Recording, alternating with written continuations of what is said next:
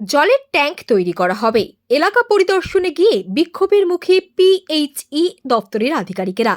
প্রসঙ্গত জানা গেছে, শিলিগুড়ি ইস্কন রোড এলাকার তিলেশ্বরী অধিকারী হাই স্কুলের ময়দানে পিএইচই দপ্তরের থেকে জলের ট্যাঙ্ক বসানোর প্রস্তাব দেন। গোটা বিষয়ে এলাকাবাসীর সঙ্গে কথা বলেন পিএইচই দপ্তরের আধিকারিকেরা।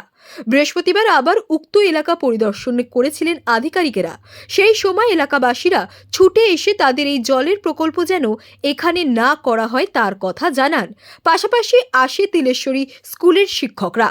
স্কুল কর্তৃপক্ষ দাবি, যেখানে জল প্রকল্পের কাজ শুরু করতে চলেছে সেই জায়গাটা আমাদের স্কুলের ঢোকার রাস্তা, যাতে অন্য কোনো ব্যবস্থা করতে পারি তাহলে ভালো হয়।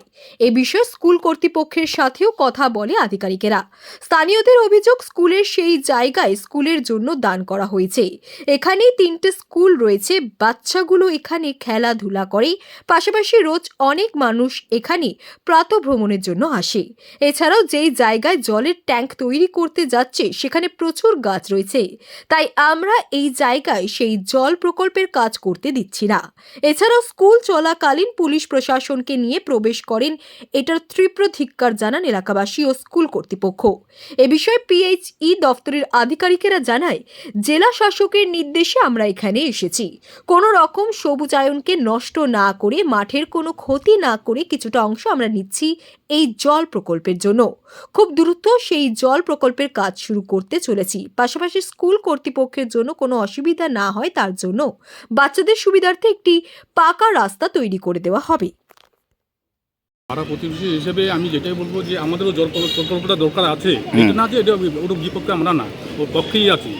কিন্তু আমরা এখানটা যেহেতু এই এলাকায় টোটাল এই এলাকার মধ্যে কোনো এরকম বড় কোনো ধরনের মাঠ নেই, কিন্তু এটা আমরা করতে দিতে পারি না। যারা করতে যাচ্ছে এটা জল প্রকল্প, এটাকে আমরা রিজার্ভারটা করতে দিতে পারছি।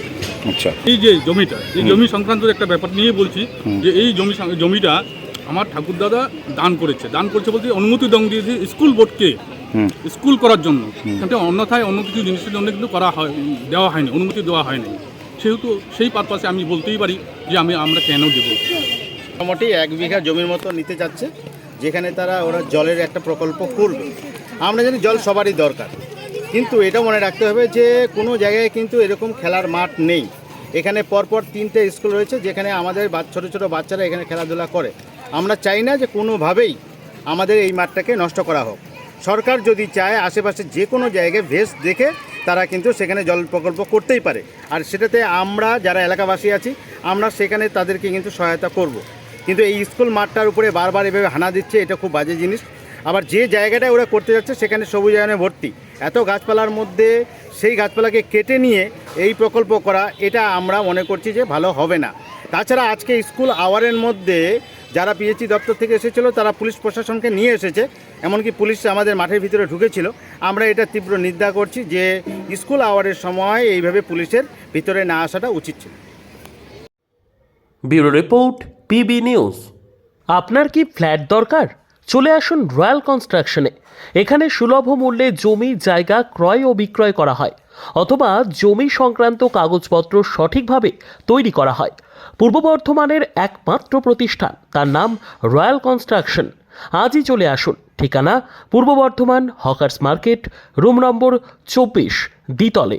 যোগাযোগ করুন এই নম্বরে 9674700421 অথবা 8967838995। আর দেরি নয়, এখনই চলে আসুন রয়্যাল কনস্ট্রাকশনে।